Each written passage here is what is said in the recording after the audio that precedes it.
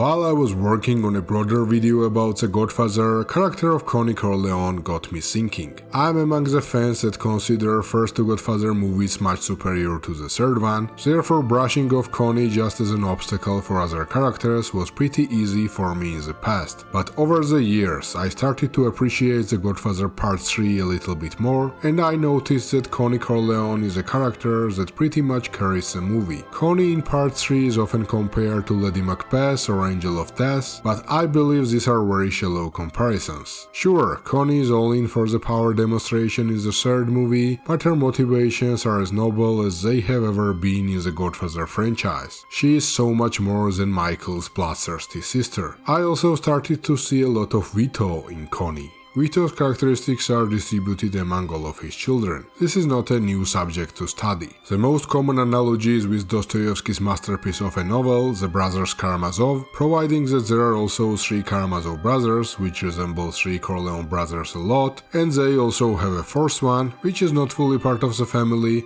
a bit like Tom Hagen. But what is always left out of these comparisons is the character of Connie. I'm going to remedy that in today's video. So we are going to discuss Vito's main characteristics and how they are distributed among his children, including Connie, and we are also going to examine why Connie's journey is essential for The Godfather Part 3, to an extent that there would have been no point in making this movie without her. Fellow film enthusiasts, today we are going to do justice to the character of Connie Corleone. Chapter 1. Vito's Inheritance. Let's get started with listing Vito Corleone's main characteristics and discuss how much each of his children has inherited them. Family-oriented.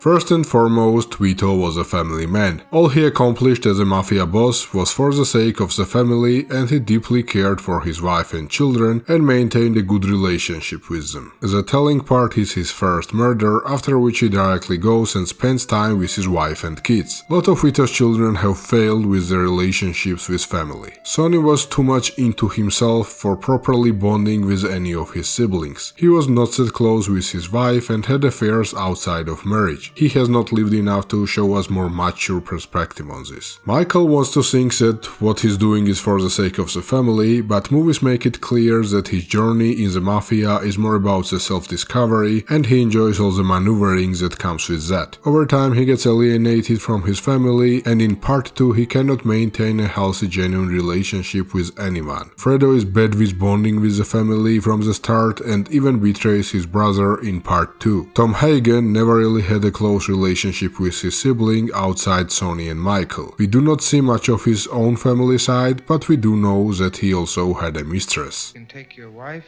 your family, and your mistress. In The Godfather Part 1 and 2, Connie also is not close with the family. She wants to have her own thing, and when one thing does not work out, she's on to the next. The ink on your divorce isn't dry yet and you're getting married?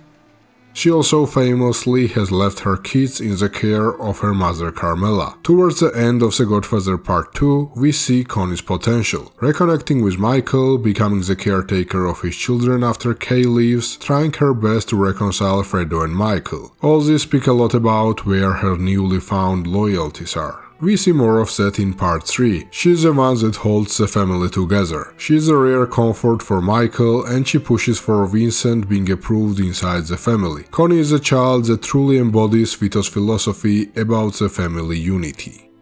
Ruthlessness.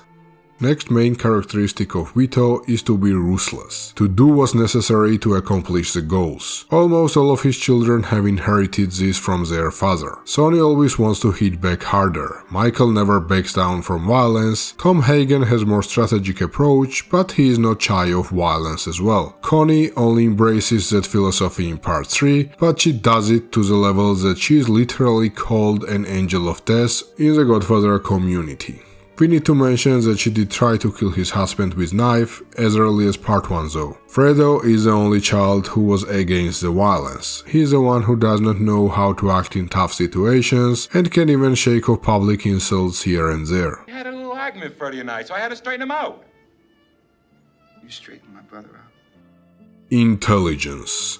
Vito was always very intelligent and strategic. Not all his children were blessed with this. Sonny was the one that always put his temper and feelings in front of strategy. Fredo never had what it takes to strategize. Connie as well, even after actualizing herself, does not display much of a strategic mind. She probably is right in the middle of Vito's children in this regard. Tom Hagen was very intelligent, and he backed it up with a lot of study and training. But the true intelligent successor of Vito was always Michael. He was a true visionary in the mafia business and probably has even outdone his father at a very young age as well. Where Vito had to rely on the accumulated wisdom, Michael often just felt what to do.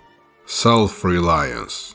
Vito was also a self-reliant person. He was a man of power and has delegated a lot of tasks to others, but he also knew when to take responsibility into his own hands. He built an empire upon a murder inflicted by himself and had his moments where he would forego the by-the-book approach to address certain things. Luca Brazzi held a gun to his head, and my father assured him that either his brains or his signature would be on the contract.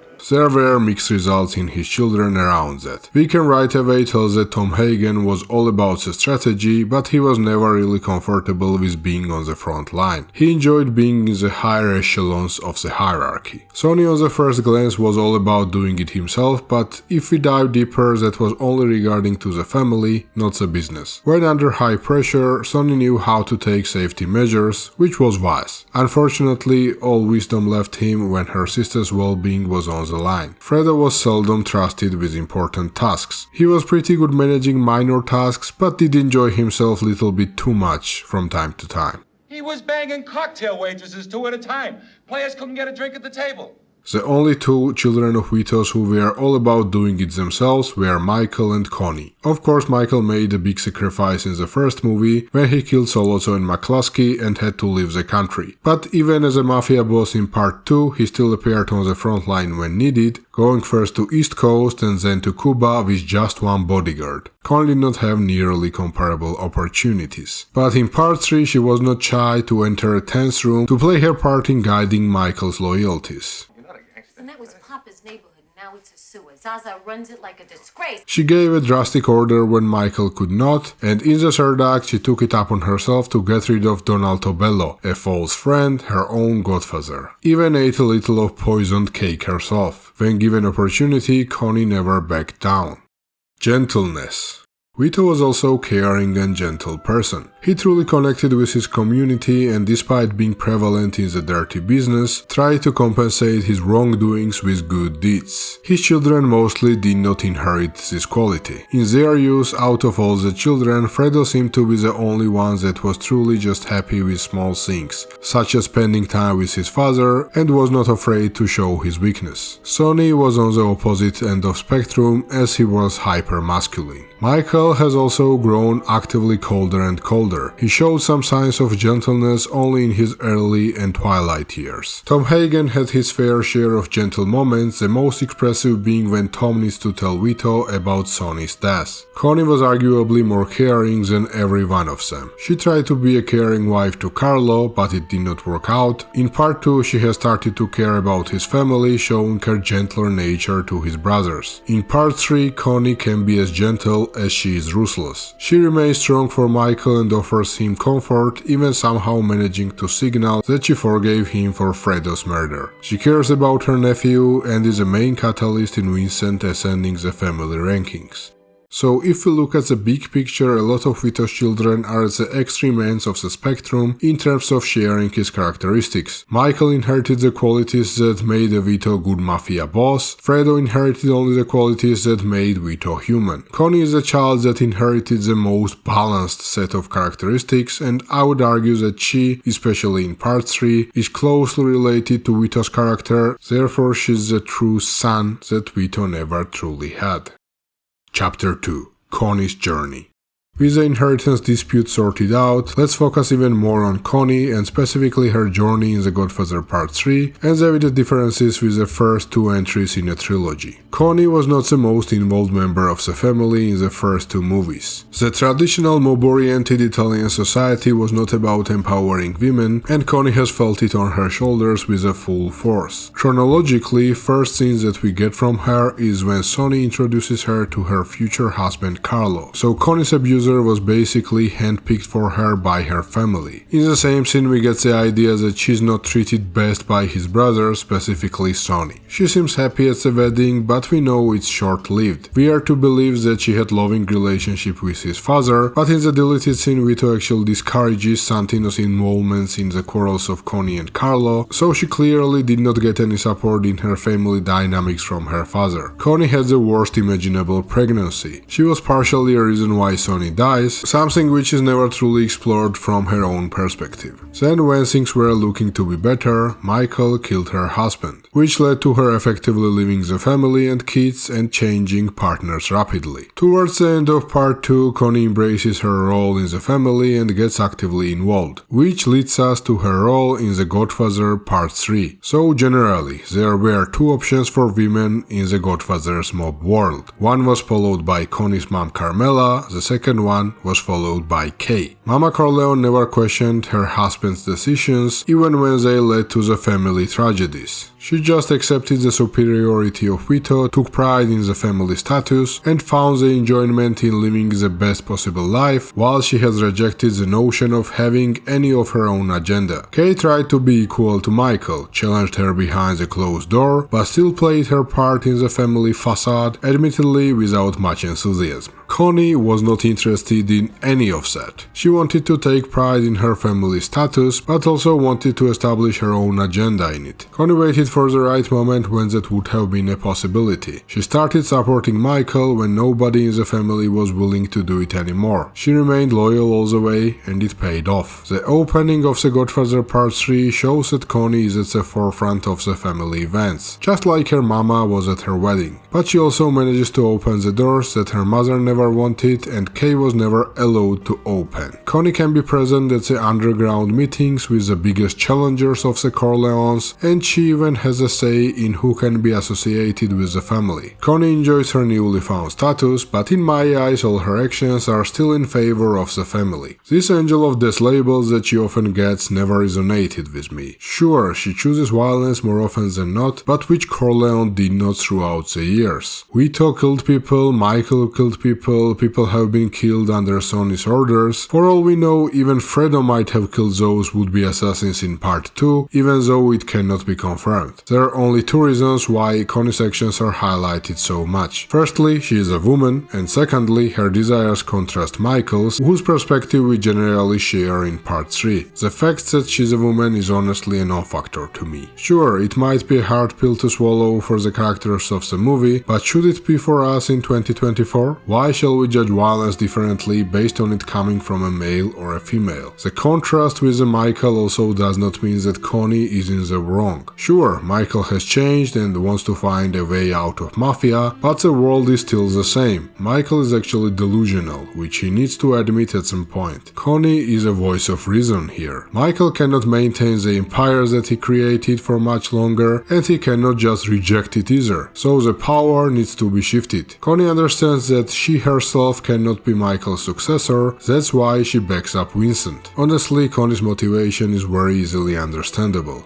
She enjoys the power that Corleone family has and wants to maintain it. She wants to get rid of Corleone's enemies. She wants to get rid of the false friends. Connie wants the family to be in the good hands with the person that has both the power and the determination. There were a few times where Corleones lost the touch. First time their enemies used Connie's own husband to organize a hit on them. Second time different enemies used the same tactics, recruiting Fredo as a betrayer. In the harsh world of mafia, mafia, weakness means more enemies and harder hits. You cannot forgo that life and you cannot be left behind. You always need to be one step ahead of your competition. What Michael tries to achieve might be noble, but it clearly does not work. Don Altobello has already switched alliances, and history tells us that there are more betrayals to come. Connie cannot just sit back and wait for the time when Alneri, Harrison or other subordinates will go against the family. For understanding where Connie's loyalties lie, the telling fact is that she shows absolutely no interest in the immobiliare deal. It's a very profitable move both from the business perspective and the mafia perspective, but Connie simply does not care. Her main objective is the survival and the safety of the family. With all these differences with Michael in the worldview or actions to be taken, one would think that Connie will be in more direct antagonism with his brother. But no, she is actually a rare comfort in Michael's life. Connie is his caretaker when Michael needs her, and she also gives him space when it's more important. Connie also somehow manages to comfort Michael about the death of Fredo.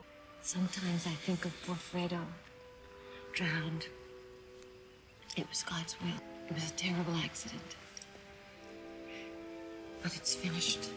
Of course, Michael does not believe that Connie thinks Fredo was drowned. It's her way of saying that Connie has forgiven Michael. Michael, I love you. I'll always help you.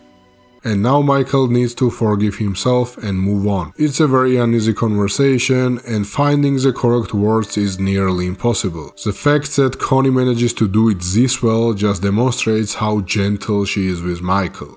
The biggest chills in the movie for me is when Connie poisons Altobello and watches him eat the cake.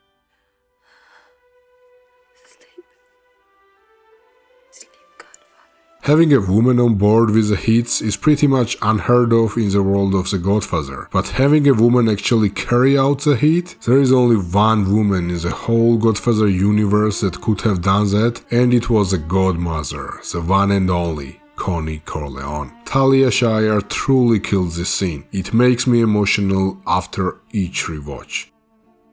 Conclusion. We've examined Vito's inheritance in terms of characteristics distributed to his children, and Connie Corleone was clearly on the forefront of this list. More balanced version of Vito in comparison to Michael, and for the lack of a better word, more Sicilian than Tom Hagen. She is often labeled as Lady Macbeth for her actions in the third movie, but this has been shown to be a very shallow reading. There are many layers to Connie Corleone, and behind those layers there is a very determined, loving, caring and passionate person who refuses to back down, woman who fought her way into relevance in the family, and who will fight her family's way into survival. She is Vito's truest son, she is the ultimate consigliere, she is the godmother. If you want more videos about the Godfather movies, click on the video on your screen.